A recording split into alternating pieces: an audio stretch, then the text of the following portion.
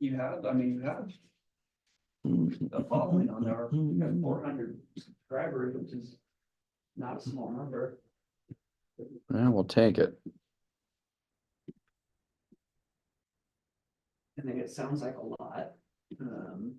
But you need the 4,000 watch hours to get monetized or whatever. That's when things start to But once go you- forward. I mean, once you hit, I mean, you could have one video that gets that, Yep. you just gotta get that viral video that. We just gotta get going. Gotta get going. Well, if you are watching this on YouTube, we're gonna start in a couple minutes. So you're just getting a little bit of fluff here in the beginning as we're moving forward, so. Oops, it's not what I wanted to do. It's not what I wanted to do.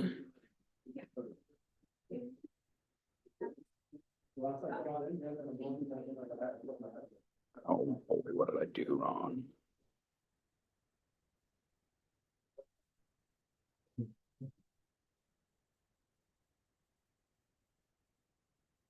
Oh, man, I messed something up, Drake.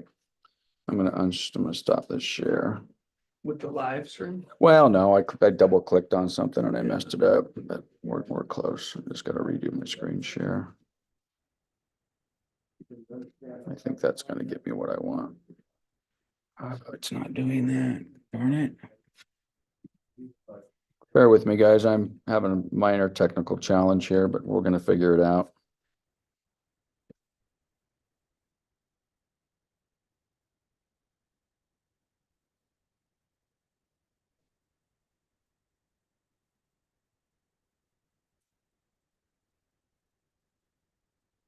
Okay, what did I do? What did I do? Don't want to do that. Cancel. It's funny, every time I try something new, I always learn something new. I guess that's how that's supposed to work, right? Yeah, bear with me, bear with me. View. View, I don't want that. So working with that, I told them I'm gonna talk to you.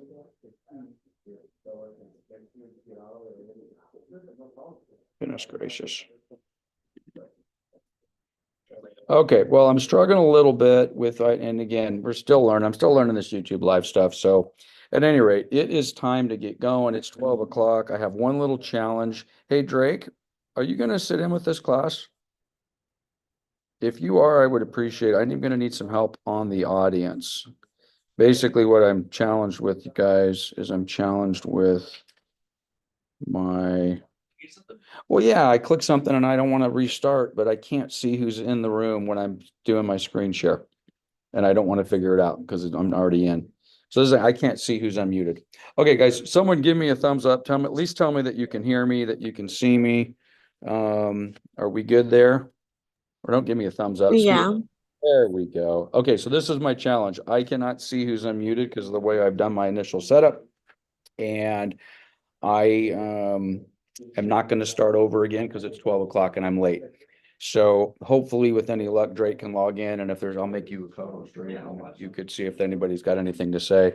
Otherwise, if you are unmuted and you want to say something, don't wait for me. Please just don't wait for me. And Drake, could you go tell him to close the door? Since I'm in this open area, we don't need all this extra chatter. Okay, well, welcome, gang. We are doing this live on YouTube. I'm going to clean it up a little bit, but rather than wait, I'm actually going to I'm broadcasting it live. So in theory, if you're subscribing to our YouTube channel, you are going to see a notification that says, hey, we're doing this new Contract College Live. I've called this a buyer's agent guide, the rules, forms, and approaches. If you were on the sales meeting on Tuesday, I was trying to remember the word that CAR was using to describe kind of what they're doing, and the word is approach. So they have an approach to how they're handling this, which I thought was interesting because generally they don't have an approach. They just follow whatever the civil code says or whatever the rules and the laws are, and they go that route. So that was the word I was looking for. So I've taken that word and we're going to move forward. So couple of things that I've put this through, and I think this is gonna help us a lot. So some things to think about and consider. Let's go slow. We're all figuring this out. The brokers, the agents, the consumers, this is a new world for everybody. In the spirit of cooperation, which is maybe a bad word, because when it comes to compensation and cooperation are bad apparently. But anyway, but let's work cooperatively. Okay, you got a lot of other agents out there figuring this out. You've got agents with different levels of understanding. Some of them just started paying attention to this today. So let's try to work as a community here, and let's not be too reactive if we've got an agent who maybe is on a different path, or frankly a different knowledge level. So again, choose your battles. I think this is always important on any escrow that you're ever going to be in.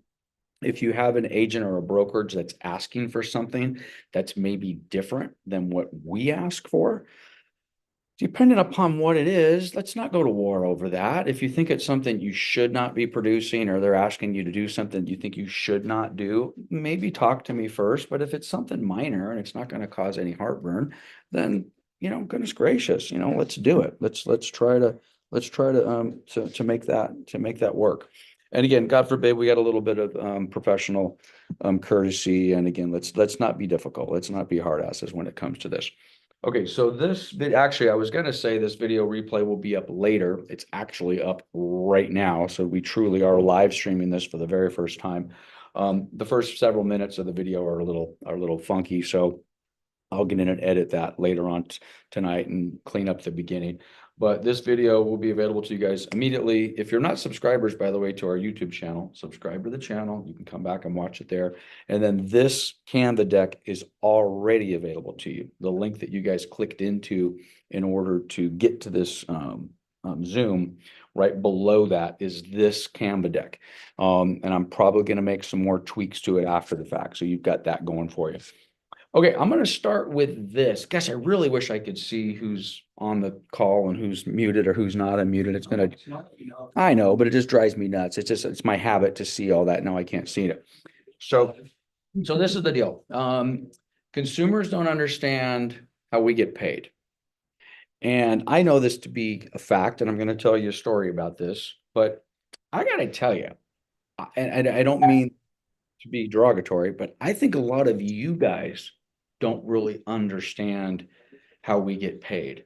And I don't necessarily mean, I don't want to mean Lance, we agree on a commission, we sell a house, we close escrow, and we get paid. I got that, but that's not the challenge, because we're hoping, quite honestly, that we're going to continue to get paid, at least from a dollar amount perspective, in an amount that we feel is commensurate with our services, and that this change in the industry isn't going to crunch down the value of what we provide.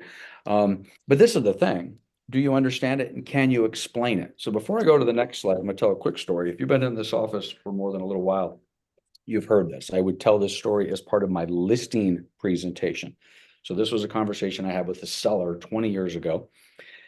And basically, I went on a listing appointment. We hit it off. We developed trust. Everything was great. Every single trigger for this particular seller was like, I'm ready to list my house. I'm going to be listing my house. I'm ready to go. But they didn't list it. And I went through all of my sales training and trying to isolate what the objection was. And I was just missing it. I wasn't getting it. Okay, great. So I leave the appointment. I check with them a day or two later, and they're just not there. But I'm like, I don't get this. These people need to sell their house. What am I missing? There don't seem to be interviewing with any other brokers. We seem to have a good relationship. And I think 2 weeks go by. And I'm like, I pretty much say to them the same thing I'm saying to you guys. I call them up or I knock on their, I'm like, what's going on? And they're like, Lance, we're so embarrassed. But bottom line is, the reason we haven't listed with you or anybody is we don't have the money to pay the commission. And I was like, what are you talking about? You don't have the money to pay the, I don't remember the exact situation, but I knew they had a lot of equity, a couple $100,000 in equity. And I think the entire commission was $25,000-$30,000. So I'm like, what do you mean? You guys give $200,000? No, you don't understand this. We don't have the $30,000 in the bank. And a little light bell went off in my head, or bell went off in my head. I'm like, oh my God, you guys thought that when you listed the property, you needed to stroke me a check for $30,000 when you signed the agreement. They're like, yeah, don't we? Isn't that how this works? Trey, could you give me a napkin? I think my camera's dirty. I'm like, no, that's not how it works. So the bottom line is I just assumed that they understood that the commissions got paid at close of escrow. And I assumed that they knew that and they didn't. And as soon as I explained that to them, I'm paraphrasing, but the gist of it was, oh, well, dude, if you had explained that to us 2 weeks ago, if you had explained that to us 2 weeks ago, then we would have signed the listing 2 weeks ago. So I'm like, oh my God. Okay. So with that in mind, I think we need to be careful and we need to make an understand that our buyers out there, and frankly, sellers for that matter, very well may not understand how this process works. So I think you need to understand it and you need to be able to explain it. And again, I put on my very first tagline here, this is not new, okay? So I've created a couple little slides here. These are probably similar to what you may have seen a couple of other brokerages, or EXP has something similar out there, and Siobhan at Real has got something similar. Quite honestly, I think graphically my stuff looks better than what these guys have created, but this is the old way, okay? And again, Lance, yes, Lance, I know, why are you wasting our time? Oh, I'm wasting your time because I really don't believe that a lot of you guys truly do understand this. This is what in part the lawsuit was all about. So the old way is the seller lists the property with the listing broker. The listing broker collects the entire compensation. And then through our cooperative arrangement on the multiple listing service, we in effect do a compensation sharing, which is the arrow down here. And we basically share that commission with the buyer's broker. That is at the heart of all of these lawsuits. Okay. Is this commission sharing arrangement. And this is why there's so much focus on the multiple listing service and how we put this in the multiple listing service, because the belief, whether we believe it or not, is irrelevant, but the jury and the judge in the lawsuit and the settlement that came out of that was basically said, hey, we don't like this. We think it's collusionary. We think it's anti-consumer, it's antitrust, whatever you want to call it. So this was the problem. Okay. So a couple of things here I want to focus on because there's going to be a theme throughout all these slides. So I've got up here, let's keep it simple. Okay, so, and again, we're talking commission. So for those of you who are like, wait a minute, Lance, I thought you said last meeting that we want to focus on the consumer. Well, yeah, we want to focus on the consumer, but at the end of the day, guys, I don't know about you, but I have bills to pay. We got to get paid. So we're going to keep this consumer centric, and we're going to do this as if we're presenting this to a buyer. But we're also having that part of the conversation that says, okay, well, I have value. I need to get paid for my services. So we are going to talk a lot about compensation over the next couple of hours or however long it takes me to get through this. By the way, I just built this slide deck in the last 24 hours. It's been in my head for the last 3 weeks. So I'm not sure if it's going to take me 20 minutes to get through it or 3 hours, but we'll see. So anyway, so this is the old model. You sign a listing agreement with the seller. Seller says, we're going to pay 6% commission to Coldwell Banker Town and Country. We as the listing office say we are going to keep 3% of that, and we are going to share 3% of that to the buyer's broker with, Sally at Remax, whatever it happens to be. And the buyer just kind of sits over there on the side. Now, we can have a discussion about, well, Lance, that's true, but doesn't the buyer really pay it in form of the purchase? Okay, whatever. Those are true statements. It just depends on which way you're looking at it. So the how much is, again, what's our value? What have we established? Okay, we're going to charge X%. Who's paying it? Now, in this model, well, the seller is paying it. They're paying it to the listing broker and it's being shared to the buyer's broker. Okay. And then the when, that's the part of the conversation I just told you my story. But people did not list their house with me for 2 or 3 weeks because they didn't understand the when. When does this actually get paid? I think we've been talking about this now for months and months and months. And I think part of the conversation that's been missing when you're going to be presenting this to your buyers, they need a full understanding. They need a full understanding of how much are they going to get paid? Am I paying this? Are we going to ask the seller to pay for it? Where or who you know, maybe I should put who/where is this compensation going to get paid from? And then when. I think it's critical that you're going to explain to your buyer, and we're going to be very buyer focused today, that the when is only when you and the seller achieve your goal. And if we just want to keep this completely buyer focused, the when is when you buy your house of your dreams and you close escrow. If and only if that happens, do I get paid as your brokerage. You're not going to pay me up front. You're not going to stroke. And by the way, are there some models that people will be paying money in advance, paying advance fees? I'm assuming. But I think the when's important. I think your buyers need to understand that they're not going to be stroking checks on this. Okay, so let's agree that this is the old model. Oh, crud, Drake, can you also get me a plug for my computer? So we have new approach. Okay, one new approach is, and honestly, I believe this is really what everybody who's brought these lawsuits, including the Department of Justice, who is hyper-focused on the lawsuits, is basically, this is the approach or the model that they would like, okay? The seller contracts with the listing brokerage and agent, pays them directly. The buyer contracts with their agent and brokerage and pays them directly.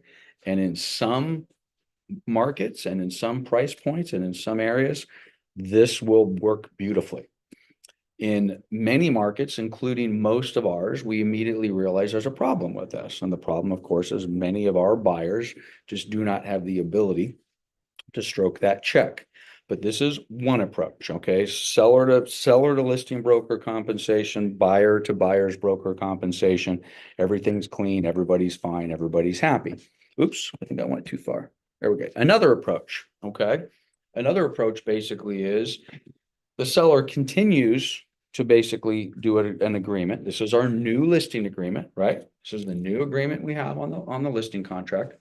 And now wait a minute, we got an arrow going directly from the seller over to the buyer. What is that?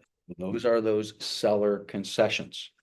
So we now have a seller concession approach, which we've been talking about forever. All right. And then that buyer gets to make a decision that says, okay, well, part of those seller concessions that the seller and the buyer have negotiated, the buyer is going to use that to pay one of the buyer's closing costs, which in this example is the buyer's broker. Okay.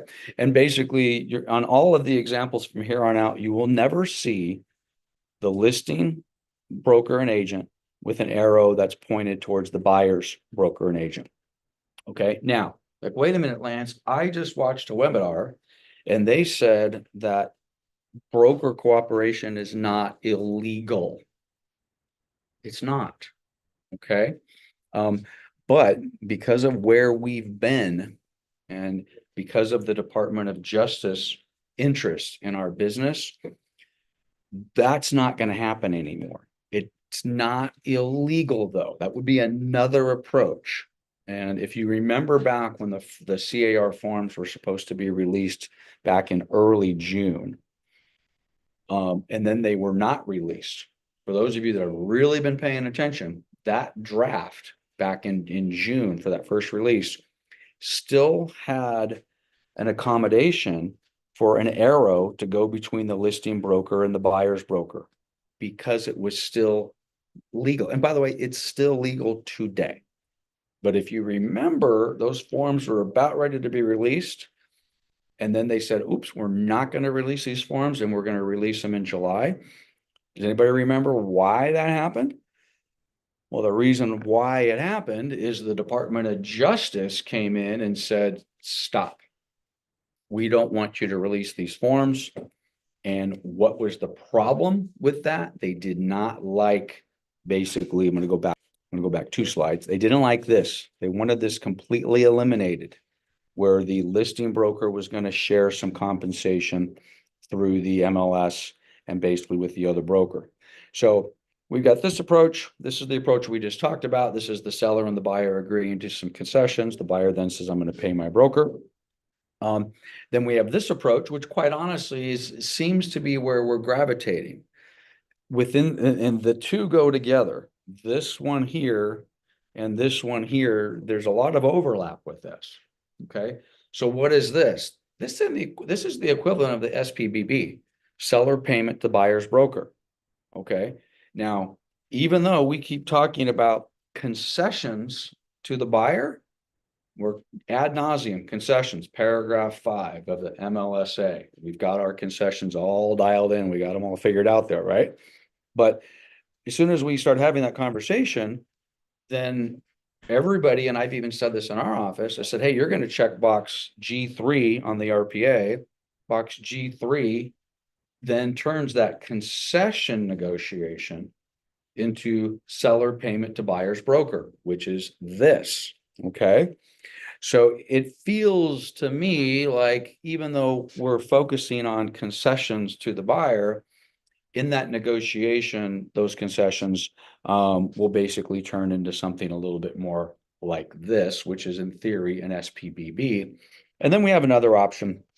And another option is a little bit of a hybrid. Okay. And that hybrid option is you have a seller agreeing to pay a buyer's broker through an SPBB or SPBB, yes, SPBB 2%. But your arrangement with your buyer is that you're going to get 3%. So in some of those cases, this would be the scenario. The seller has agreed to pay X. That's less than what your arrangement is with your buyer. And now you're also receiving compensation from the seller and from the buyer. Okay. So very simplified approach. Having said that, how many examples do I have? 4? Let's go back. Let's go back here a minute. And you guys can take a look at all these decks, of course. So this is the old way. Seller to listing broker to buyer's agent. That's gone. Seller directly to listing broker, buyer directly to listing broker. It's going to happen, but it seems like in our marketplace with our buyers and their availability of funds, they're going to need some assistance. What is that assistance going to look like? It's going to look something like this. Direct compensation or concession to the buyer, then the buyer pays, which we just said, and I'm not looking at the mute button, so I'm hoping on Drake, and if Drake misses you guys on mute, then just start talking and we'll pause on you. But I think this immediately morphs into this, okay? And this is, and by the way, why does it immediate morph into this?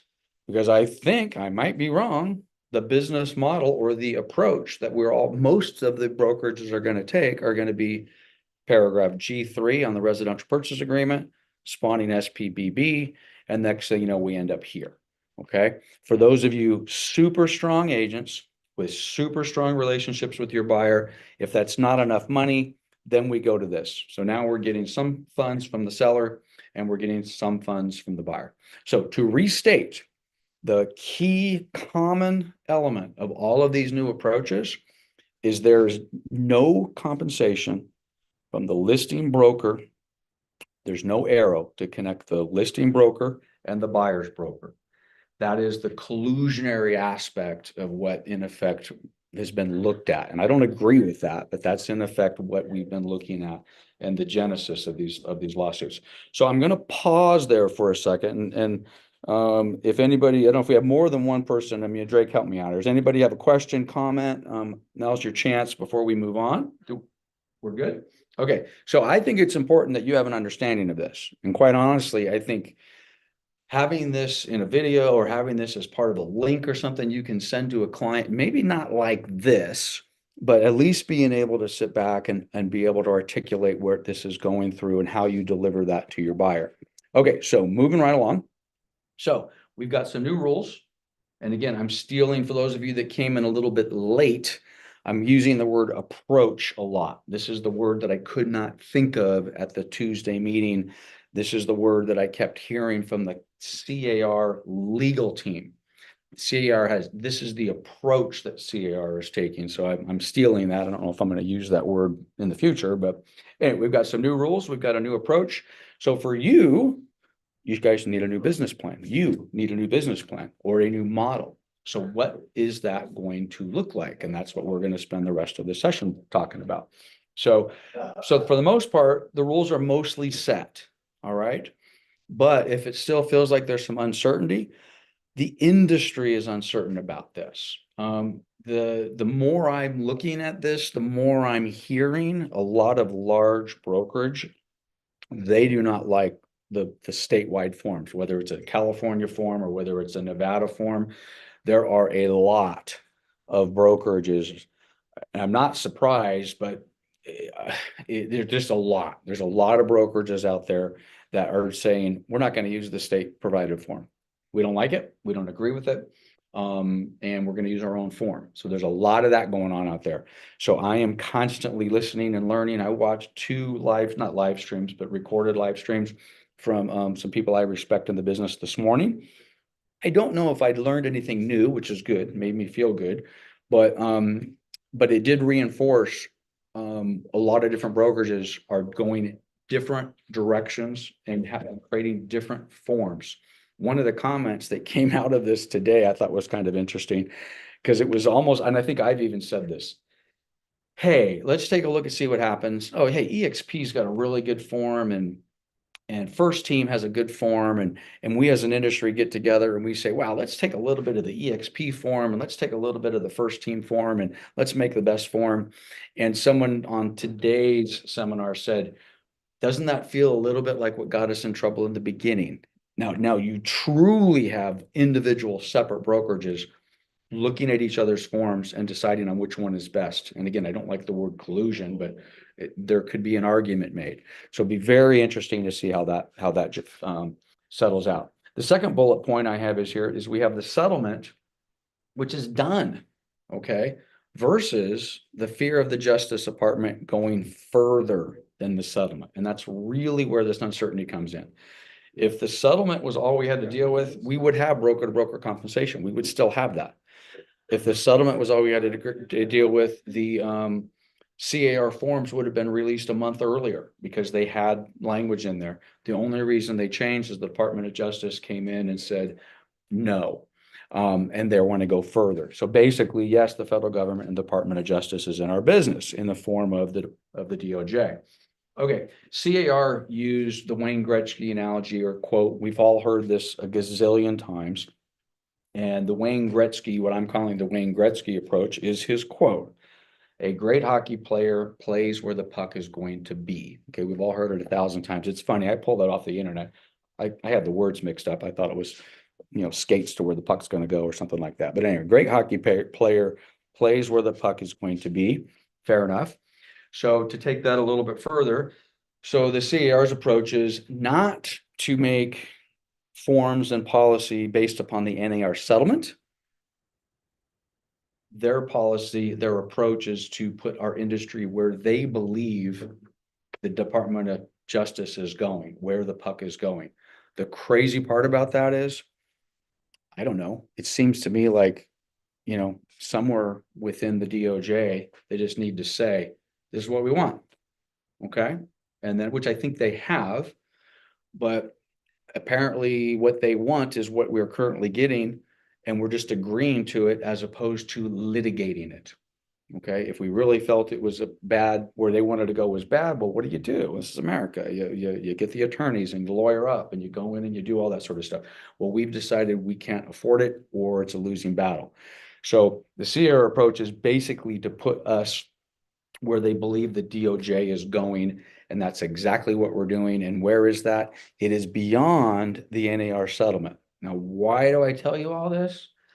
Because you're going to have other brokerages that are going to say, screw the DOJ. The NAR settlement says this. It's not illegal for me to do this other thing. I'm going to do what the NAR settlement agrees to. And I'm not going to modify my business to be more restrictive because of the DOJ. All right. Now, that's where we are. Now, I don't know that we have that type of a conversation with our buyers. That's probably way too much. But let's move forward now. Now that hopefully you have a better understanding of kind of where we are and what we got, how we got here. So now we got the new rules, we got the new approach, we got the new business model. So with those new rules and with that approach, what model are you going to select? What are you going to do as an individual? If you guys have been watching our stuff over the last couple of weeks or month or so, you know that we have several agents that have different thoughts on this. And I'm not completely sure that Drew and Drake and I I don't think we disagree, but I'm like, hey, there's nothing wrong with this approach. And Drew, for example, is like, well, yeah, whatever, but that's not the best approach. There's a better way to do it. He may be right. So this is the deal. What approach are you guys going to take? And I'm going to give you a few different options here and we'll discuss it. By the way, Drake walked away, so I don't know if you're unmuted. So if you are unmuted, just interrupt me and then we'll chat. So there's going to be several different models. I'm keeping an eye out to see what's going on. But anyway, let's just be flexible. So let's talk about it. Okay. So to that point, there's another Wayne Gretzky quote. It says, you miss 100% of the shots you don't take. So this is the deal. With that in mind, I'm okay talking about something that may or may not ultimately be where we end up. So I have no problem exploring a little bit. I don't want to do anything stupid. I certainly don't want to do anything that's going to expose us legally, but I'm completely open to, that's interesting. That's new. I hadn't thought about that. Sure. If you want to try that, let's take a look at that. Let's give it a shot and see what happens. My only caveat to that is if you're doing something that's creative or you have any question whatsoever, if it's different than what we've been talking about, come see me. Let's talk about it before we go crazy. Okay, so here we go. It's simple. This is what you got to do, guys. You got to be prepared to have open, honest, and transparent discussions with your buyers in the same and similar way we've been doing with our sellers forever. Okay, and that's why I truly think this is going to be a challenge for a lot of our agents is we would never go on a listing appointment, just do this haphazard presentation. We don't even know the client. We throw a contract in front of them, say, sign here. Oh, by the way, you're going to pay me 6% or whatever you're going to pay me. And expect that to go well. All right. It's a buildup. We're building the relationship. We're basically working a relationship with a client, and we're in effect saying, hey, let's get some trust going on here. Let's be open. Let's be transparent till you get to the point where you trust me. Then we're going to talk about compensation, whatever that may be. Okay. I've said 6% a couple of times. It doesn't matter what the number is, whatever that number happens to be. So now we're going to have to do that with the buyers.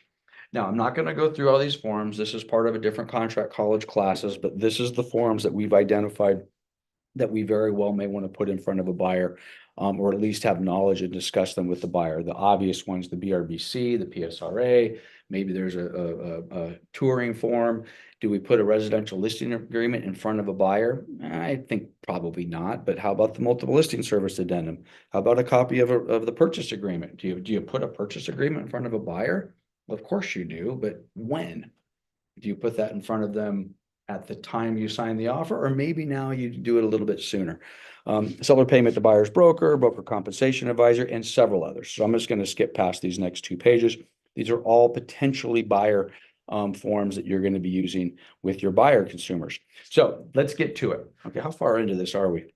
So 30 minutes. 30 minutes. Okay, it's taken me 30 minutes to kind of set the stage.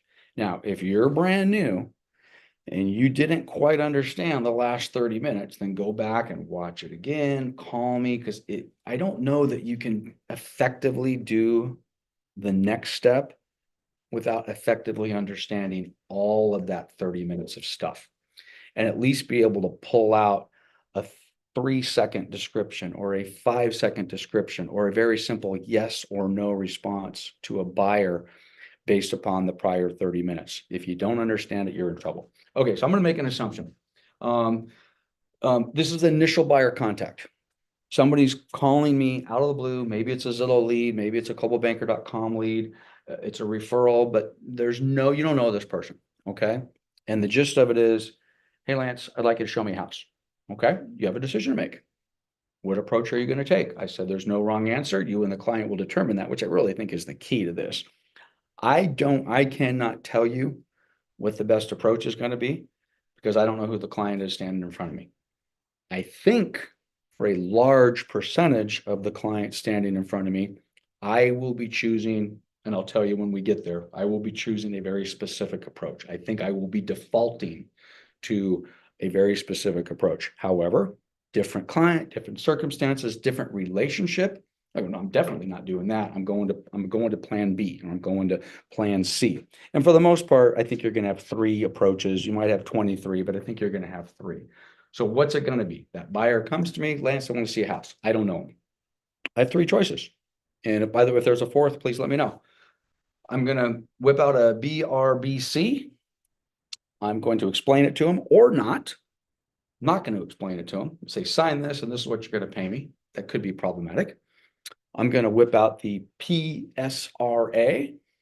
I'm going to explain it or not. I'm just going to put it in front of them, and they're going to sign it or not, which I think both of those approaches are very difficult. Number one, you need to explain the paperwork to your client. But if you can't effectively do that, and if you haven't developed a level of trust, I believe that's going to be difficult. I'm good. I know what I'm doing. I think I would have a difficult time with a large number of buyers that don't know me to sit back and say, I need you to sign this 5-page document. This is what you're agreeing to do. This is what you're agreeing to pay me. Could I do that? I think I could, but I think it will take me a lot of time. I think it's going to take me 20, 30, 40 minutes, maybe an hour to do that. And this is the problem. This is an initial contact buyer. All they want to do is see a house. They don't want me to lecture to them for 30 minutes on how I'm going to get paid. They don't know me. So I personally believe that on that type of contact, on that type of lead, the BRBC is going to be a tough nut. I think the PSRA is going to be a tough nut, and I'm going to be gravitating towards a touring agreement, which we talked about before. Now, and by the way, if you guys want to unmute and chat about this, I get it, but feel free.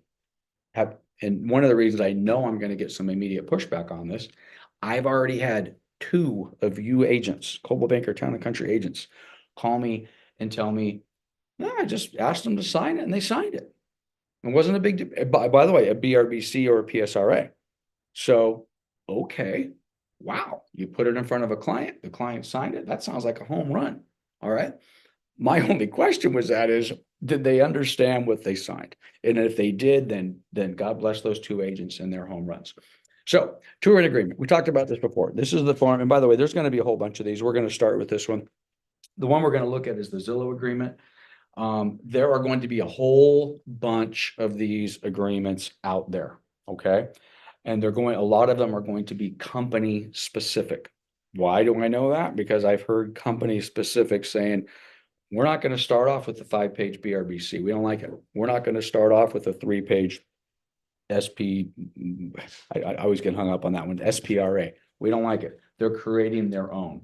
So I'm not saying that the Zillow form is the best. I'm just saying I think there will be a lot of companies on initial contact, buyers that they have in the beginning very little or no trust link or trust established with, are going to basically turn to something similar to this. I like the approach for brand new clients.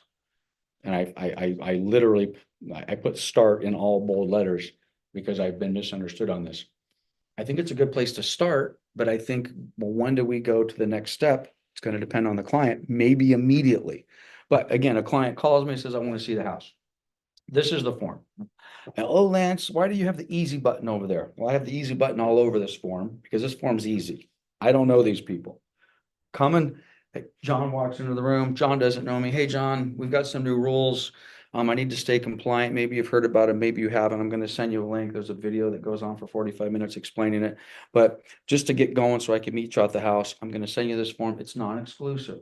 That's easy. John doesn't know me. John can sit back and say, okay, I understand the non-exclusive, and I can go sign as many of these I want. I think that's very disarming. It's short. It's 7 days. John says, well, Jude, I only want to do 3 days. That's fine. We'll do a 3-day agreement. That's easy. Okay. He's not committing to me for somebody he doesn't know for an extended period of time. There's no fee for services. Which, by the way, I don't know of anybody in this company who's ever been paid to show a house. Okay. Now, what do you mean Atlanta? Well, down the road at close of escrow, you got paid. But let's face it, we've all shown a lot of houses to a lot of people that did not buy a home from us, and we did not get paid. So again, that seems kind of easy. By the way, this form is only 1 page long. Right in the middle of the form, paragraph 4, you don't owe me a commission. But for clarity, this form should not be construed to mean the parties cannot enter into a subsequent agreement. So I would turn to John and say, oh, by the way, John, I'm gonna show this to you. You don't know me, I don't know you, this will get us going, and if we hit it off and we, want to move forward, there will be a subsequent agreement. Okay, oh, and by the way, that subsequent agreement will be a separate agreement, and then we're gonna talk about how I get paid. Are you planning to create our own version of this? I don't know, but probably some version thereof that we can throw on Coldwell Banker letterhead. I probably should know by now, because here we are and we're kind of doing this, but I do endorse this form, and for today, I do too. I if you, like it. if you said, Lance, can I throw a Coldwell Banker logo on the top of this? Sure. I got no problem with that. I got no problem with that. So I think this is, and again, I got my easy button over there. This is a client I don't know. We need to stay, let me go back to page 1. Okay, we need to stay compliant. It's non-exclusive. You don't know me, I don't know you. I'm gonna meet you at the house. You don't, not gonna owe me any money. We are gonna have a subsequent, by the way, if you don't bring up, if we move forward, there will be an agreement that's going to supplant this agreement, then I think that's a mistake. I think you have to sit back. I don't know whether you do that on the phone, on the first phone call, maybe not. But when we get out to the property and we're hitting it off, hey, John, thank you for signing that. I like you. You seem to like me. We're gonna go look at more properties. Hey, let's talk about what this subsequent agreement looks like. Okay, so again, I think this is a very easy way to develop and build some trust. The last page is there. By the way, everywhere where you see my little arrows up in the upper right-hand corner, that just basically means I'm not gonna talk about this slide. There's a lot of slides in here that we could turn this into a 6 hours. This is just the signature page. So even though this is contract college, we're not going to discuss the signature page. So I like that. Okay. Now, some of you told me, no, that's horrible. I don't like it. It leaves open compensation. I want to get paid. I need to get this done. I don't think it's transparent. I think it's 100% transparent. But okay. Or There's a difference between what you're saying, the client base. I mean, if you have a relationship with You have a a client, you've relationship. known them for years, then yeah, you could go. which straight to is this. right here. Yeah, but if Yep. it's a random person. you Random can't- person. yeah, there's- Okay, but maybe it is a random person. So another option, if you don't like that, well, you do quite honestly what CAR wants us to do, straight to the BRBC. Okay, so I go straight there. Who does this? What Coldwell Banker Town and Country agent does that? Well, an agent who's very confident in selling this to a new client, which I don't think is a lot of our agents, to be honest with you. I mean, I don't know that I would be comfortable. Let me rephrase that. Could I present it? Could I sell it? Could I explain it efficiently? 100%. Would I be concerned that a brand new client that doesn't know me or trust me might have some reservations assigned? I absolutely believe that they would do that. So this is that you either have the confidence that you can do it, or maybe they're not a new client. So let's stop there for a second. Or there's some sort of trust relationship parties. So John is now a different John. John is not just the random guy who came off the internet. John is somebody I've done business with in the past client. Okay, sold him a house already, listed a house with him already. I sold his mom and dad a house. Different conversation. Hey, John, we're gonna go out on tomorrow. We're gonna see this. Maybe now that conversation happens now. I'm going to send you this form. This is how I get paid. By the way, it's very similar to what we've done in the past. It's the exact same thing I did with your mom and dad 7 years ago. This is my value. This is my compensation. If you have any questions, I'm going to send it on over to you. Let's have a discussion. Okay. John already knows me. John would never buy through anybody other than Lance. Trust has already been established. In that case, no brainer. Okay. I go straight to my BRBC, maybe. Now, I've got the entire BRBC up here. Anything that's got our little arrows up here, I'm just going to go quickly. Of course, this is our header page. What are we going to do? We're going to talk about time. So I'm going to sit back and say, oh, by the way, John, what's your period? And when you think you want to do something before the end of the year? Great. This agreement goes for 3 months. We talk about it briefly. Now, again, it's non-exclusive. John knows me and trusts me. Hey, John, the default on the contract is non-exclusive. By the way, you don't plan on working with any but other agents, do you? You would never, of course, work with any other agents. Okay, I just want you to know I'll be exclusive, checking the exclusive box. Okay, we're gonna have that discussion. By the way, that's a nice objection handler. If John is working with somebody else, I've kind of flushed out an objection that I didn't know. Okay, so we're gonna deal with that. Again, I'm gonna go quickly, but hey, John, Riverside County, what city, where are we looking? We're gonna have that conversation. Some properties we're gonna exclude, and we're gonna exclude. John's a past client. Hey, John, the last time we did this, you paid me X amount of commission, compensation. Nothing's changed in my world. In this price point, in this neighborhood, this is the amount of compensation that I need in order to move forward. We check the box. John, I know for a fact, based upon our earlier conversation, you barely have enough money for down payment and closing costs. I understand that. Okay, so we're gonna go ahead and we can talk about whether you have, I don't want that to be an objection. Okay, remember how I started this? For those of you guys that came in a little bit late, I started this session with a story from 20 years ago about a seller who didn't list their house with me for 3 weeks because during that entire 3-week period, they thought they had to write me a check for $30,000 when they signed the listing. Okay. When 3 weeks later, when I'm shaking them by the collar and I'm so embarrassed, Lance, I thought I had it. Oh, we do that later. I think you're going to need to have an understanding with the buyer that, okay, I understand you have a down payment and closing costs and funds are tight. You've already talked to my lender. So we're going to go ahead and check this box that you don't have the money. Now, this is where we have to do a little timeout. Checking that box that John doesn't have the money does not, it still contractually obligates John to pay this number. Okay. So in other words, if that number is a 3% commission and we're only able to get a 2% commission, even if this box is checked, John is contractually obligated to pay me the additional 1%.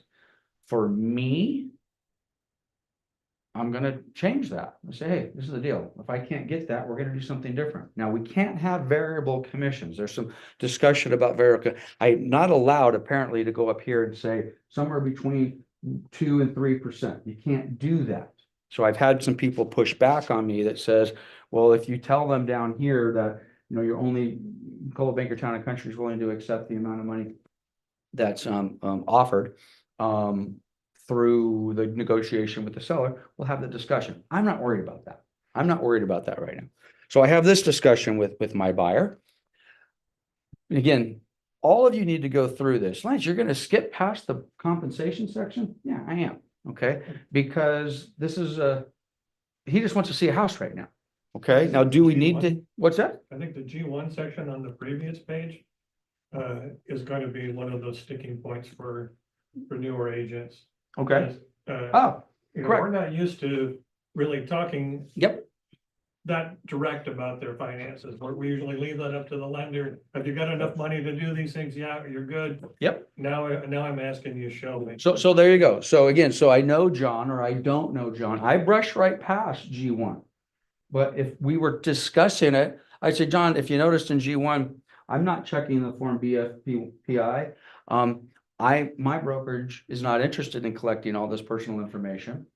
You're going to be talking to our preferred lender. That information will go to our preferred lender. However, I am going to need a couple of things from you.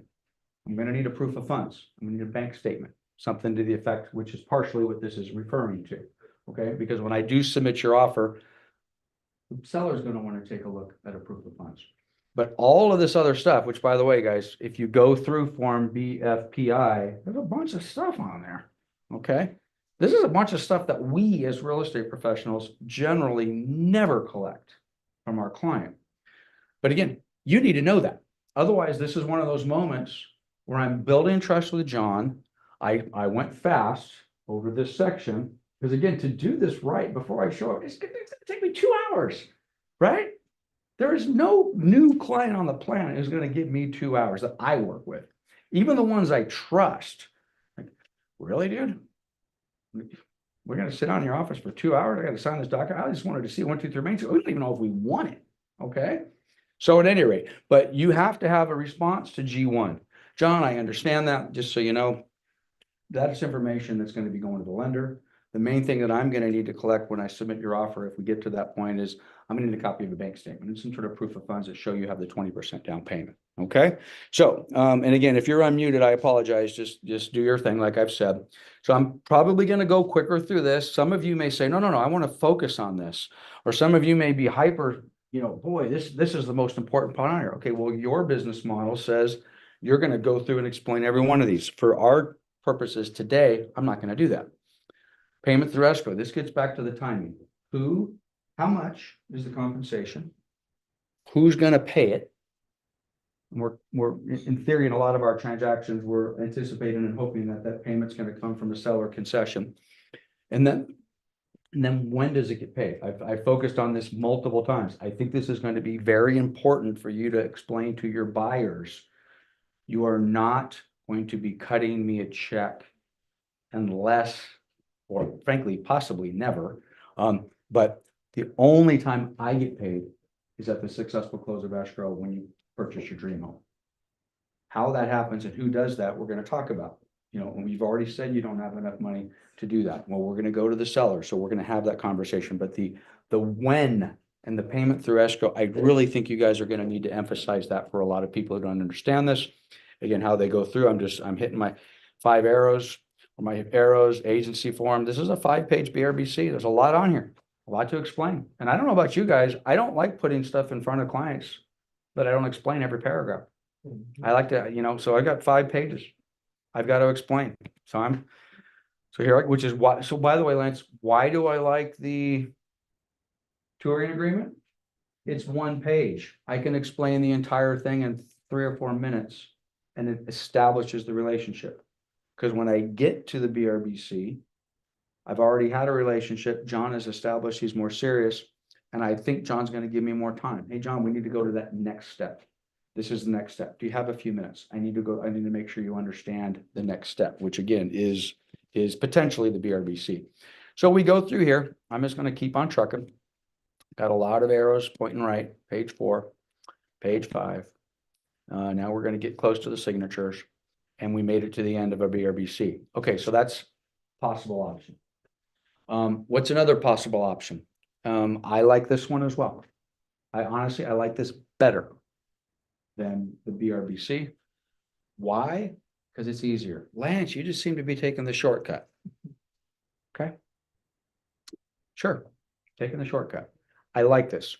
So I would probably go this way first, especially if the trust hadn't quite gotten there yet. I'm feeling a little uneasy with John. He wants to go see more properties tomorrow, but I'm still not quite feeling it. Which, by the way, do I go out and do I continue to show him properties tomorrow under the touring agreement?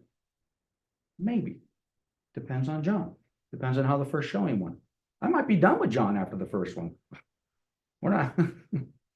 He wants to go see properties with me. I have no desire to see properties with him. Thank you very much. Game over. But at any rate, I go here. I see no problem with this. The main objections to this one are it's limited to 3 houses. I get it. All right. And it's 30 days, which is not, it says 30 days. The CR attorneys, there's no statute that says this form can only be 30 days. This is what's the word I was trying to do? Oh my God, what's that word? I've been using it in my whole thing. Approach. This is the approach that the CR attorneys have decided to take on this one. We're going to limit it to 30. If you wanted to change it, you could. Lance, it says not to exceed. How do I do that? I get it. It doesn't feel right when it says not to exceed 30 to scratch it out and make it 90. This is why there are brokerages creating their own forms. Mhm. This is why I said I like this form.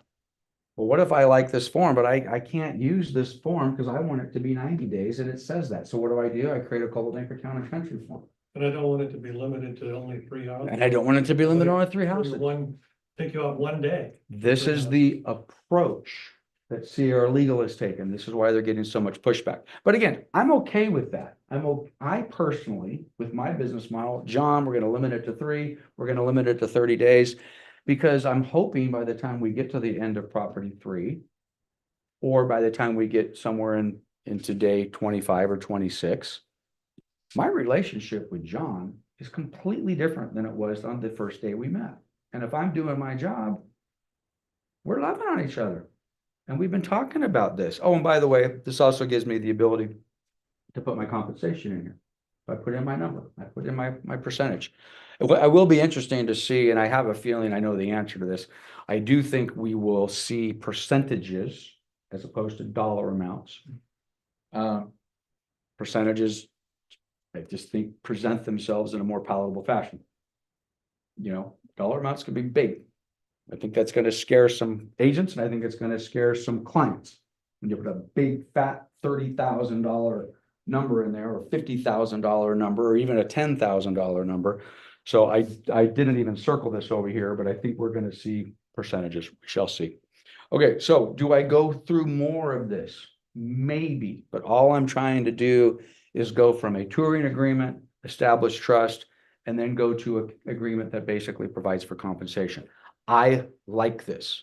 So do I do that immediately after we've shown that first property, or does it take a couple of days? I guess we'll find out.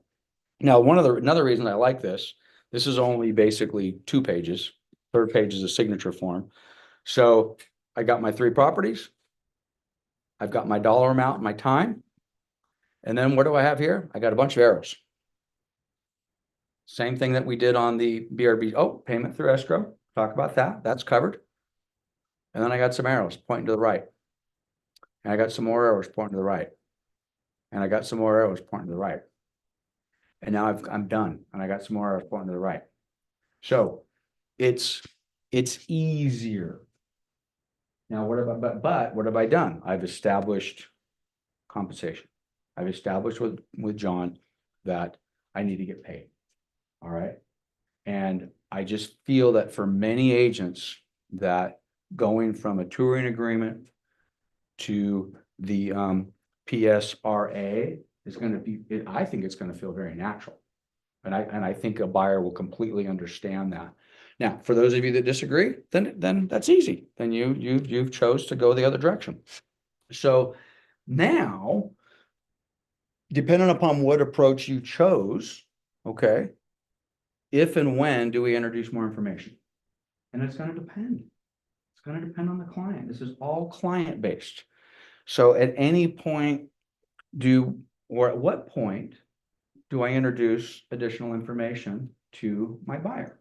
Now I'm going to suggest it's an online lead.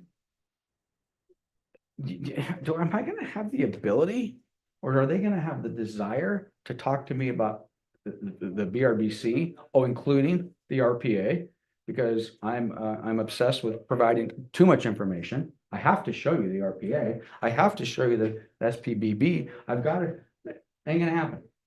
And so using John as my example, when I introduce the rest of these, because all of these documents help back up the what do they help back up? The acronyms. I'm losing my mind. It's very difficult for me to explain any of these without the other stuff. It really is. That's just who I am. I can't do this without pulling up an RPA and showing you paragraph G3. I can't go to the compensation part without pulling up an SPBB and saying, oh, by the way, here it is. So the timing of when you're going to go through that, I just think chronologically it makes sense. So I like this. I like touring agreement. And then I'm probably going to blow right past the BRCC. And I'm more than likely going to go to the PSRA. And then when I get to the PSRA, and now I'm going to sit back and say, okay, now it's time. This might be the second appointment. It might be the third appointment, but we're getting kind of closer. So maybe John and I'm just curious, and somebody unmute themselves if you can, or type it in chat. On average, and I know it's different marketplace, the number might be high. How many properties are you showing a prospective buyer, and over how many days, weeks, or months is that going on before you actually get to the point where you're writing an offer? On average. Weeks, months? Well, again, depends on the market. On a whole bunch of things? I typically for me, weeks. Okay, so weeks. I'm taking you out at least once a week, 3 or 4 homes a week. Okay. And until you get your offer accepted. Okay, so maybe I'm seeing a couple dozen houses or a dozen houses over a period of 3 weeks, which then makes the argument, well, we got to go to the BRCC because the SPRA, it only goes for 3 properties. We've already established, I'm probably gonna show you 15 or 20. Do I want to continue to renew that? The answer maybe is no. I still probably go from the touring agreement to the SPRA, and then after we've looked at that, by the way, with the touring agreement, I can show you 3, 4, 5 houses over a period of 7 days. Okay? And then maybe I go to the SPRA. I know I'm limited to 3, but now, John, we've spent 9 days together. A lot of time on the phone, a lot of stuff going back and forth. Somewhere, and for me, it's probably not going to be day 9. It's going to be well before day 9.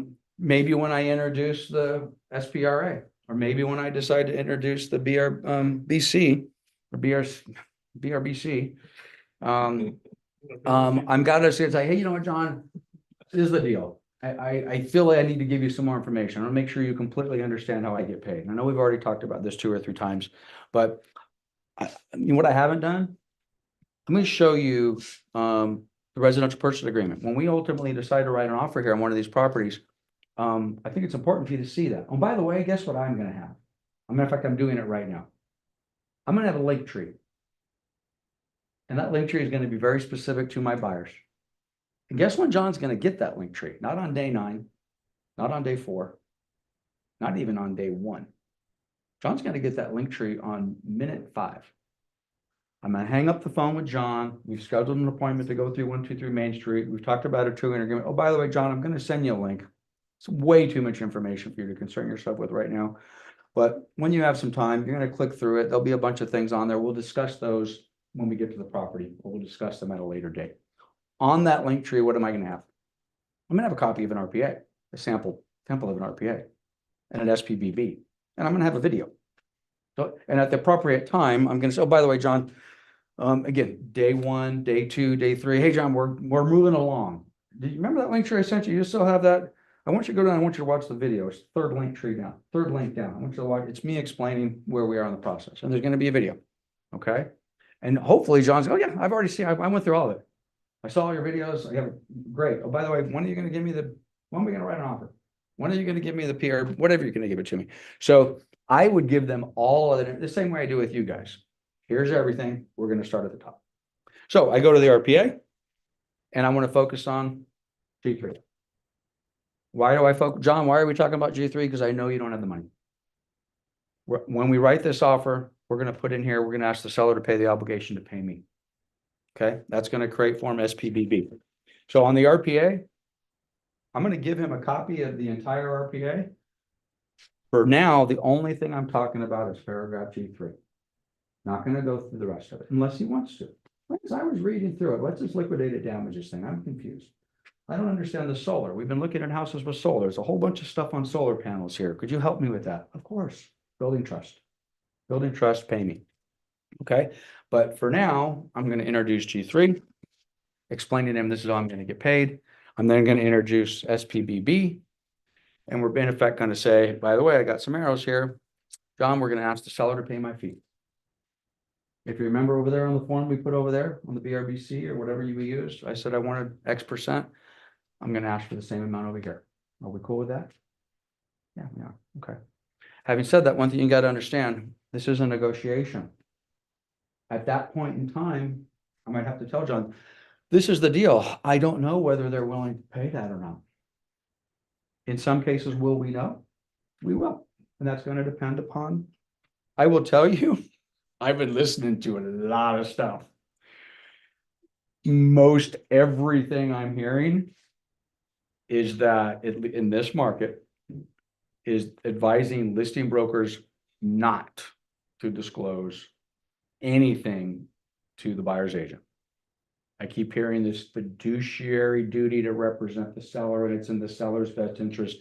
Why would you give up that as a negotiation tool?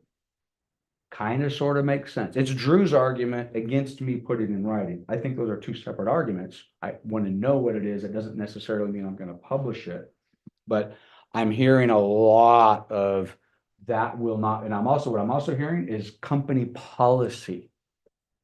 The company policy will be our company. They're not going to give you guys an option. I've told pretty much everybody, you're going to use your business model as long as it's within the settlement and what we think DOJ is going, I'm gonna be okay with that. There are, and I still feel okay with that. We're gonna have agents that'll say, yes, I'm gonna give it to you, whatever fashion that happens to be. You're gonna call me, here it is, I'm gonna do a Facebook post, whatever. As long as it's not in the MLS, we can do it. But there are companies that are making policy that says our company policy will not be to distribute to the public or the buyer's agent what we're gonna pay. So, so John, in this particular case, I have no idea what they're gonna pay. This could be a negotiation. It could be a problem. You know, I'm gonna do the best. I'm gonna get you the best possible deal I can when I need to get paid, right? So we're gonna see what happens. Well, Lance, what happens if it comes in less? We're gonna have to deal with that.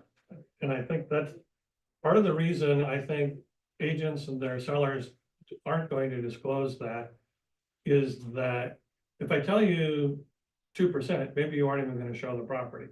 Yeah. If I don't tell you, you show it, you submit a 2.5, and I come back and I counter and say, well, we'll accept your offer, except we're only gonna pay you Yep. 1.675 or whatever it is. Yep. And now I've put that burden back on you to negotiate with your client. Yeah, Correct. and how many agents then won't negotiate that and they'll simply accept it? Yep. Yeah, and I've just saved my seller some money. And I think that's one explanation. And I think there are other explanations. You know, I'll use my Fannie Mae explanation. Fannie Mae just felt it was a pure negotiation tool to their advantage, not to tell people what the offers were on multiple offers. This feels like that. Is it a bad community thing? And again, I'm channeling Rachel's comments. She wants to, you know, build a relationship in a community of agents, and I get that. Are you gonna have some people that are gonna be frustrated? Yeah, you are. You are. So at any rate, so we're gonna put that there as I'm presenting this to the seller, excuse me, to my buyer. This is where this is gonna get dealt with, which, by the way, I'm not gonna go back. But when I go back to how we distribute commissions, and we had the seller with the arrow down to the listing broker, and then we had the seller with the diagonal arrow over to the buyer's broker, that's what this is. Now, someone might say, well, wait a minute, it's more of a negotiation. It's actually still, the arrow is still going from seller to the buyer. The buyer is just choosing to put it here as part of the contract. Okay, fine. You know, I can go either way on that. But again, this is not a direct payment from the listing broker to the buyer's broker. This is a direct payment from the seller through negotiation with the buyer that says you're going to pay the buyer's broker. So there it is. So I show that to John. Now, hopefully John's feeling easy. He's okay, I get it. I understand. Okay. And you're going to get paid. And it's a big number, Lance. I've done the math. You only put 3%, but 3% of $1 million is a lot of money. You're right, it is. And have I established that? Hopefully, yes. Otherwise, it's going to be a continued discussion. So I just do this very small paragraph on the RPA. Okay, actually, excuse me, on the SPBB. I address it on the SPBB.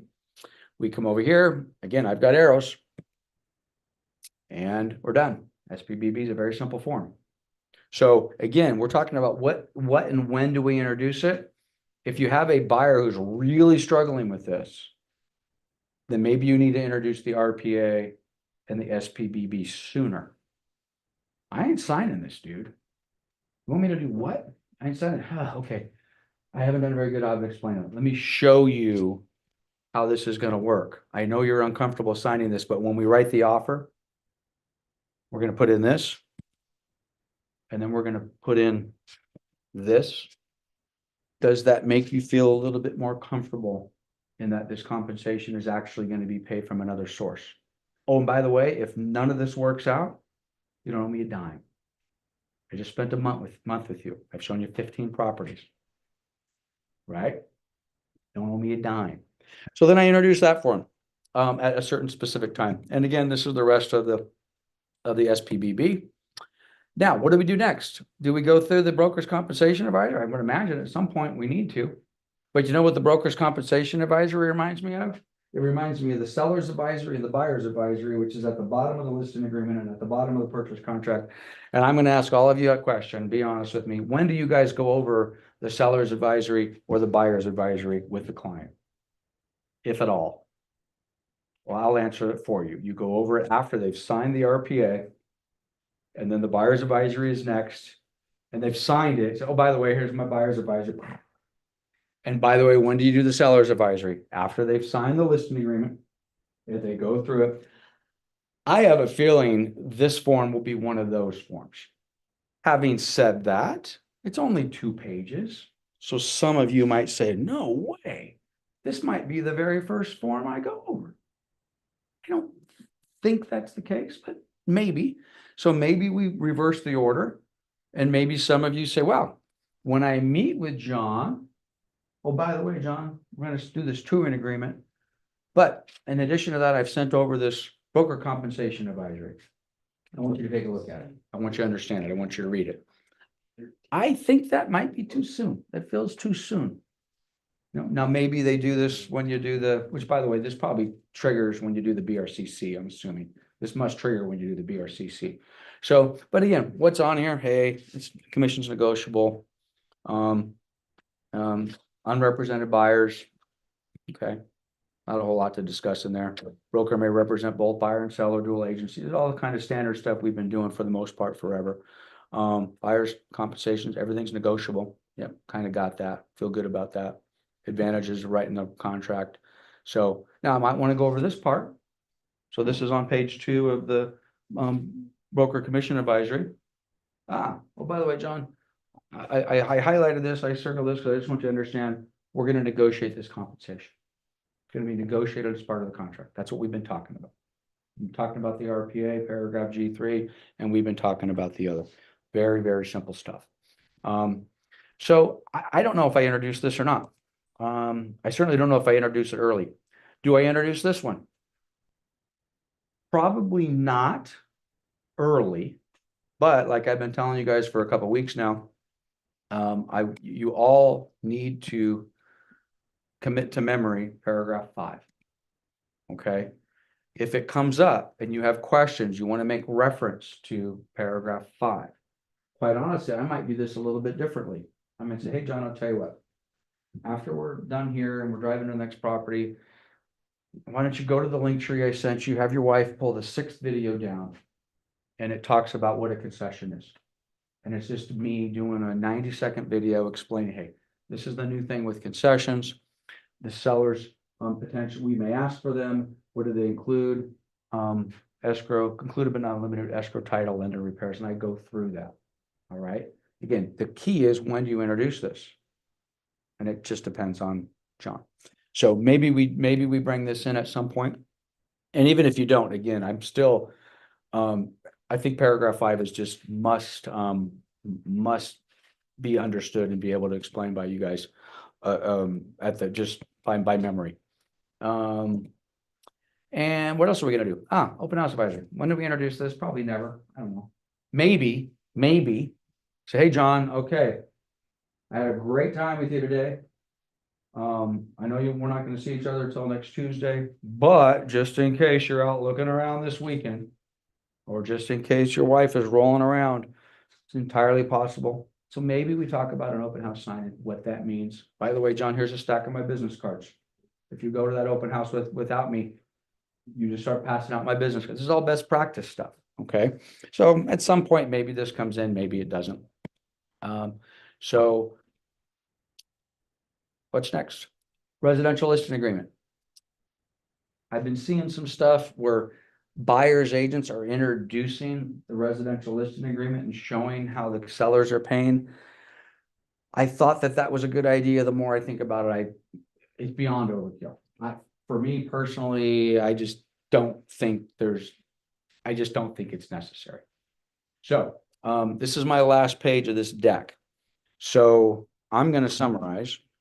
I'm going to go back here while I'm doing this. You establish the trust, I believe, with the touring agreement. You take the touring agreement and you go to the PSRA. If the PSRA doesn't get you where you need to be, at some point you start introducing the contract, the RPA, introduce the SPBB, and then ultimately you end up going to the BRBC. Okay, I think I've been saying BRCC, good Lord. You end up going to the BRCC, but or BRBC. But I honestly don't think this is difficult.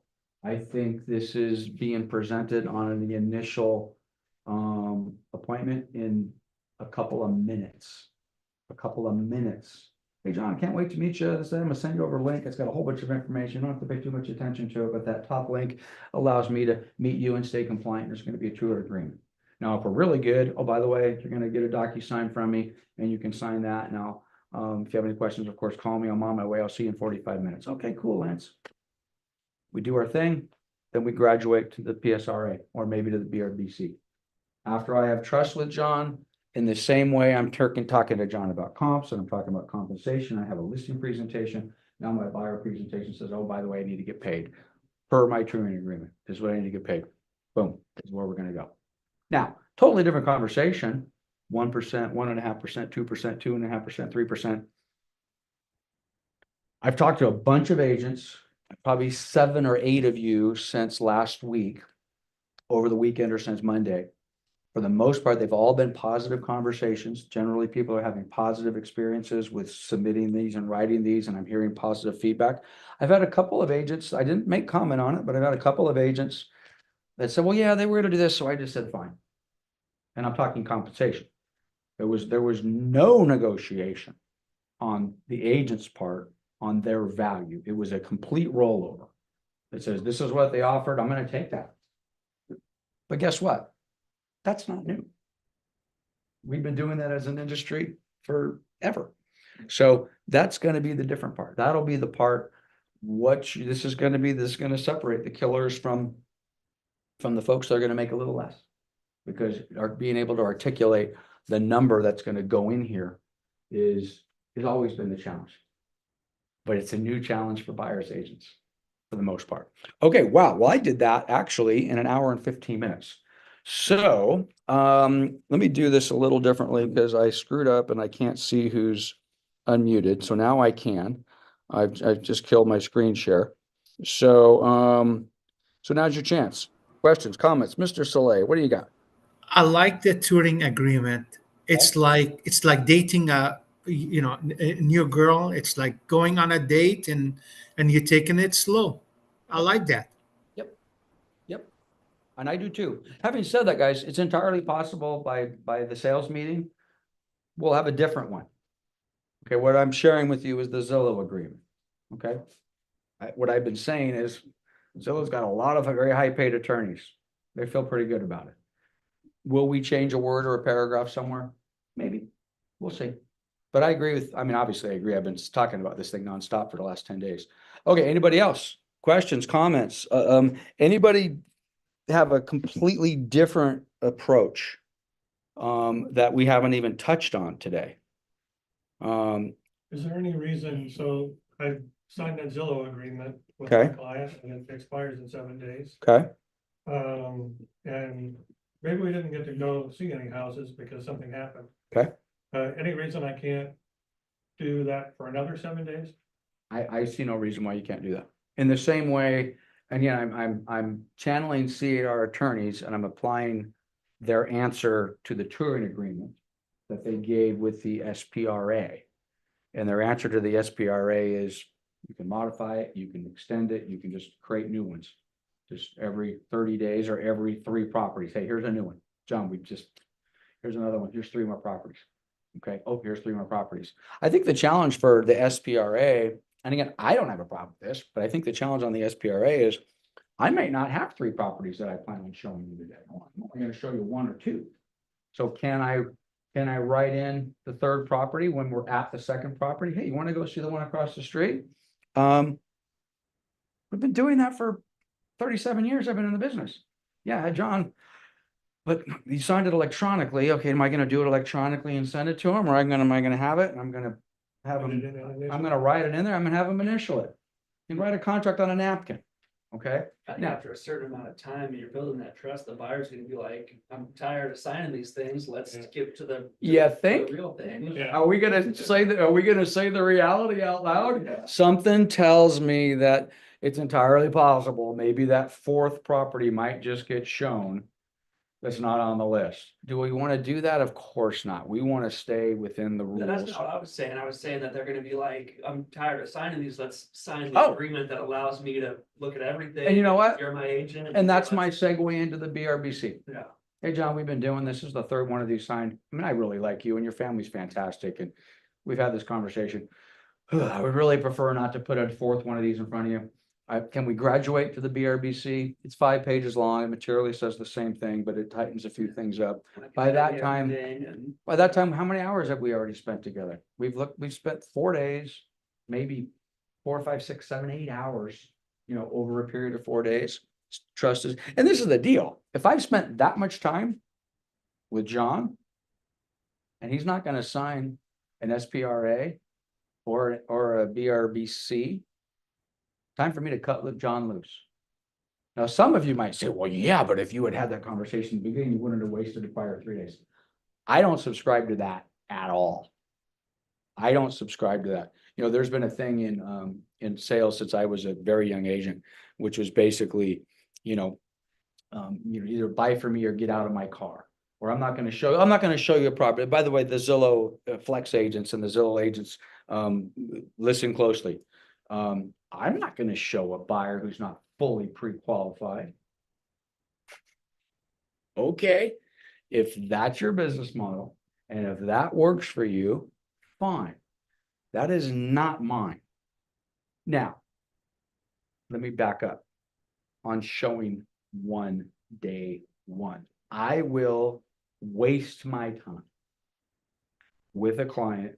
Let's go out, let's see what's going on. Even again, if you guys are doing Zillow stuff, on that first call, you're not even allowed to ask.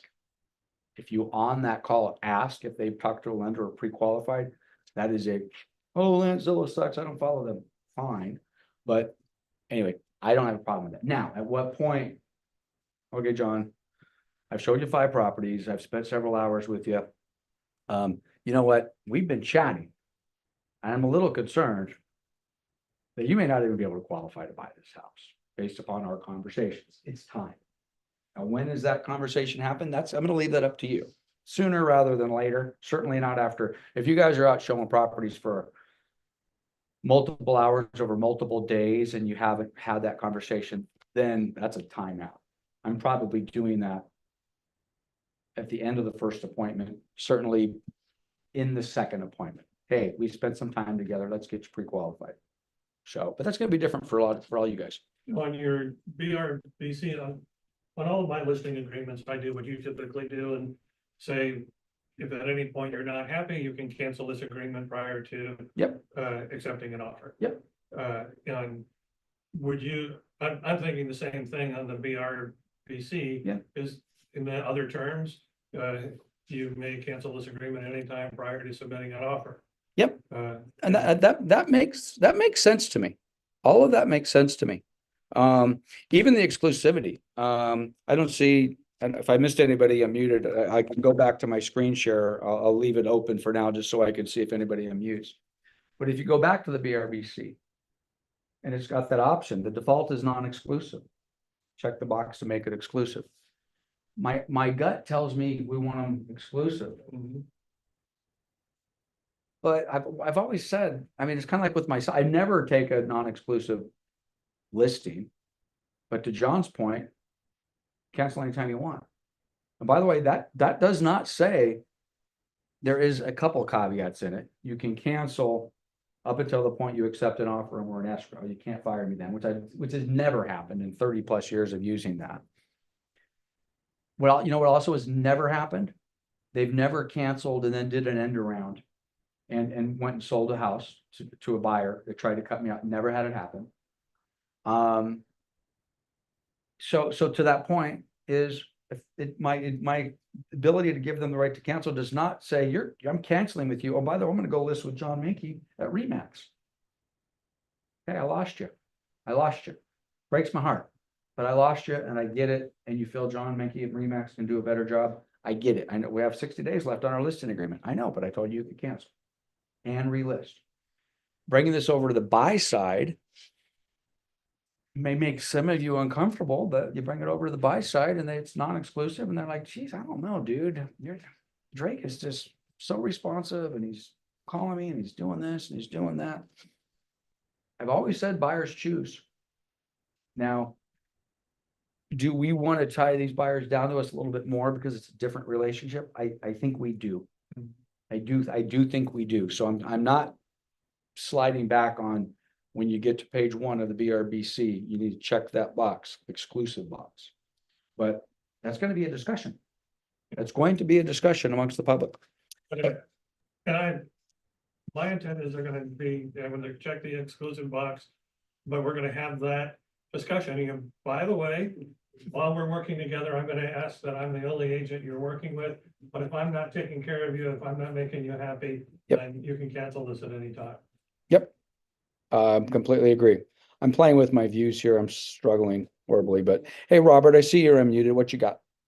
Okay, the touring agreement, could it be found in the zip code forms, right? So where can I download it? Right now, the form that I shared with you today is a Zillow form. Yeah, We have it. You could probably just Google it and pull it off of Zillow. That is a form that within a short period of time, I don't want to say today or tomorrow. I like that form. I kind of, to John's point, are we gonna put that on a CBTC letterhead? And are we gonna make, if we do, of course, we'll just upload it into SkySlope and Zip Forms, and you guys will have access to that. Ideally, quite honestly, and there's a couple of, like Zillow, for example, is very forward facing on this, and they have it available within their entire ecosystem to be emailed a DocuSign straight out to the client. I can imagine a lot of our buyers agents are gonna like that. Hey, Lance, what is Coldwell Banker doing? What is Town and Country doing that says, hey, all I gotta do is click a couple buttons and send this out for DocuSign? Because this is gonna be one of those type of things.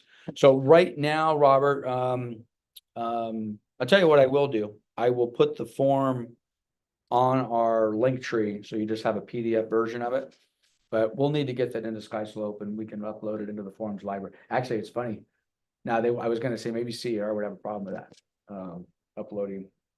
Well, they're gonna have that a lot. There's gonna be a lot of brokerages uploading their own forms into the forms library. Very soon. Okay, great question. okay, thank you. Hey, you're welcome. Anybody else? You could use open forum right now. This is open forum. I was curious to see what it's gonna do for new construction. Yeah. You know, you have buyers that want new builds. How you get paid on that, or, I mean. I don't know. Something tells me there's gonna be very little difference, because the same way right now, it's a crapshoot. Yeah. You know, you go into the builder and one builder pays X, another builder pays none, and oh, wait a minute, this buyer was already registered last weekend. Or they came in without you, you're out. Yeah. So, But you go to, you know, have your buyer sign into the new construction, and are they bringing the BRBC with them, or they? I would how imagine, that's gonna be. well, I don't know, has anybody been into a home builder in the last few days? I'd be curious if you go through this weekend. I would imagine the home builders are gonna have a document that the buyers are basically gonna sign as they go in. Or they may be like, hey, now we're doing our own thing. There are some exclusions to this. Anymore. Hey, Lance, No, Hey, I Chuck. went into new construction about 2 weeks ago. And I had all those forms in my hand and she says, we don't deal with any of those. We just pay you a flat commission. Yep. We just pay, finder's fee and that's it. So they didn't even want them at that time. And that was just 2 weeks ago. yeah, and one thing to keep in mind is, many of these builders, they're not MLS participants. Some of them are, but most of them aren't. They're not necessarily, realtors, and we're playing under the realtor rule. So they very well be interesting. I haven't heard that question addressed at the Sierra Legal. There's another forum tomorrow. I'm gonna be on it. So we'll see. We'll see. But I'm curious to know. That's a great example. You're asking, I don't know the answer. You guys know me pretty well. I don't fake it if I don't know it. I don't know the builder answer. Be curious. It's gonna be one of those things. I want to get some feedback from you. Just like a couple of the agents. I don't know if Jack's on the call. Jack Pike, I have had multiple conversations over the last several days, and we were going through the process, and the process ultimately landed on a very similar transaction. I would have to say an identical transaction that would have been negotiated 2 or 3 weeks ago.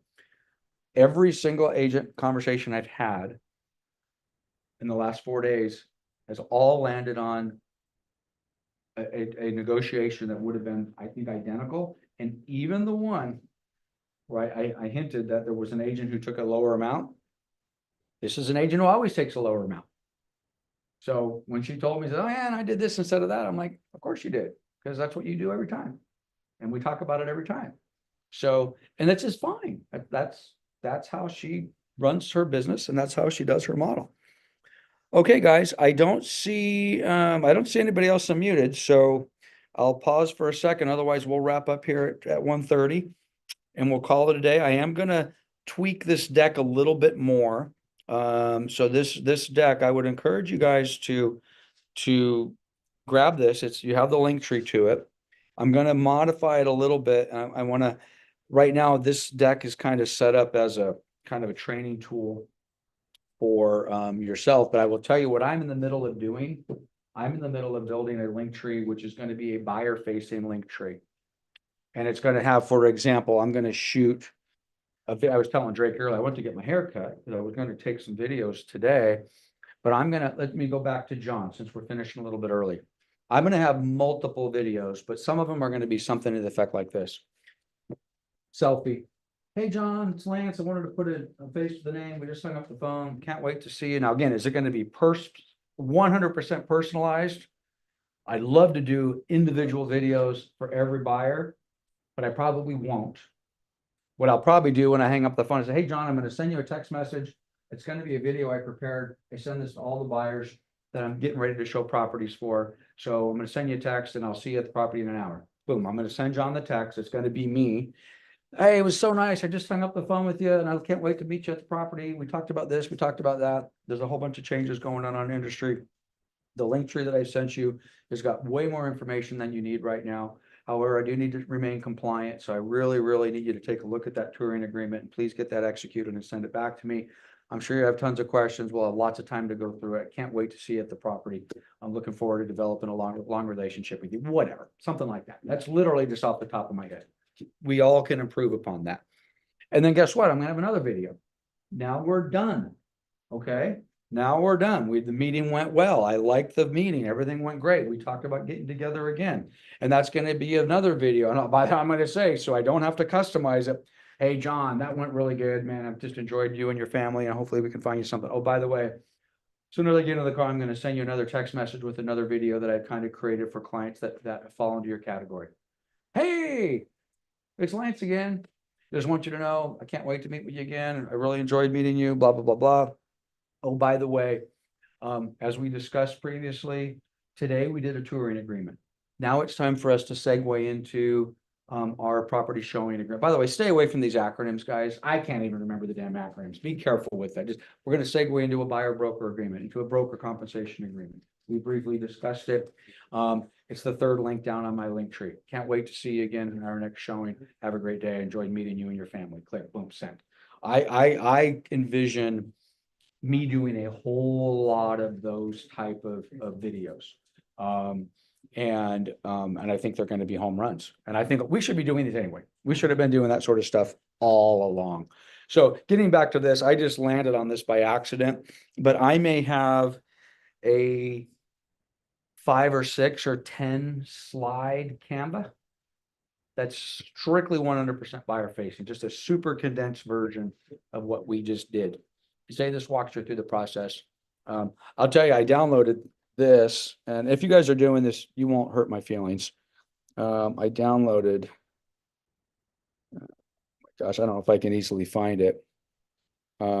Leaper had said, hey, go take a look at what Sharon's doing over at, yeah, this is it. So this is from Real Estate, and it's horrible. Now, having said that, it's fantastic. But the format that they've sent it to is horrible. It's designed to be printed and put in a book, and it's not 8.5 by 11. So I'm looking at stuff like this and I'm like, wow, this is a whole bunch of pages of a whole bunch of stuff. This is 4 pages, but it doesn't print 4 pages. So I'm like, oh, wow, I'm going to steal this. I'm going to do Tom Ferry. I'm going to R&D. Oh, I like the tools, the knowledge, and the rules. I think that's very visually friendly, or maybe I don't. So let's all start taking a look at what. Who's mute? Is someone trying to chat with me? Are you unmuting your screen? Or not unmute? Are you trying to share what you're talking about? Oh, I was. I'm sorry. I didn't. Yeah, I was. I didn't know I wasn't. I thought so. This is a deck that Real Estate put out. Again, it's visually very unfriendly in this format, but I'm going through it. I'm like, hey, oh, wow, this is great. Utilizing a buyer representation agreement. So maybe this paragraph jumps out at me. I'm gonna steal it. I'm gonna put it in my thing. So, and everything, of course, that I do, I will share with you. And what I'll probably end up doing is I'm gonna create I've already got it. I'm debating on, do I have a Lance, because currently my Lance Martin link tree, I think I might be trying to serve too many masters with that one. I might want to just do a specific, hey, John, you're my buyer. Here's a link tree with like 4 or 5 links that are really just only that focused. Otherwise, But I think if you're not, so this was clearly the one from Real was clearly meant to be printed and handed to the buyer. and in a book. And I think if you're not taking a printed buyer's guide, something that looks Oh, yeah. professional and really nice. Yep. With you, I think you're making a big mistake. Huge mistake. Yeah, and so Agreed. my intent is it's gonna have something like that, that first time when I meet them, I had them Yep. sign the simple agreement first, Yep. the Zillow thing. By the way, here's a little buyer's guide that'll help you Yep. understand what we're gonna talk about. And then they're gonna get a series of videos and texts that are gonna walk them through what's in that guide. 100%. So next week when we meet, then you're ready to sign the. Yep. The BRC 100%. And trust me, take it from me, we have 200 agents. Some of you love my link trees. Many of you hate them. Okay. Some of you love a text message. Many of you don't respond. Very few of you open your email. Okay. So you're going to have to figure out what delivery method, if not all the delivery methods. Again, I talked about meeting John. Hey, John, I'm going to send you a text. I'm going to send you an email. I'm going to send you this. And by the way, I'm going to bring a printed version with me. Okay. So before he even gets out to the property, he's already got my printed version. He's got in his email as a PDF. He's got the other version in his text message. And then when I get there, I'm going to show up with a beautifully bound. I saw you had something that you were working on yesterday that was bound. A beautifully bound buyer guide, navigating through the process, which does nothing but create value for me, value and professionalism. So, okay. All right, guys. So we've live streamed this entire thing. Literally, it's like on YouTube right now. I'm not sure exactly how that's going to look. Looked at the back of my head a whole heck of a lot, but at any rate, it's there. I'll probably clean it up. We'll make a better version of this, but the slide deck is available to you. The video is there. Give me some feedback. And more importantly, when you're out doing it, I want some real-time feedback. Okay. I was talking to Iran. I don't know if Iran's on the call. Iran's got some stuff going on right now. Jack Pike's got some stuff going on right now. Celia's had a couple offers that she's working on. I was talking to, I think, Stacy Guevara, several of you guys. And so far, quite honestly, feedback I've gotten has been good. Feedback I've gotten has been, hey, we're working through it. So, okay, gang, go sell something.